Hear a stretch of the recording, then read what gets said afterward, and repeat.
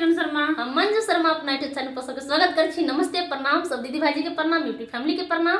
और हम दोनों देवरानी जेठानी बहुत प्यारा सा सोहर गीत गावे जा रहल छी। सब जरूर सुनब, कमेंट करके जरूर बताएब, गीत सब केहन प्यारा लागल? आशीर्वाद खूब देव। और देखियो बहुत प्यारा सोहर गीत है कि जब कन्या माई के जायला नैहर जायला सोची छथिन तो उनकर पतिदेव की कहे छथिन कि हमरा संगे पहले करार कली, अहाँ कतेक दिन में नैहर से अगर नैहरा में कोनो पबनी त्योहार चाहे भैया के शादी कोनो सब पर्व बहन भाई घर में है तब बहिन के तो सबसे पहले मन उताहुल रहत कि भाई के घर कखन पहुंची।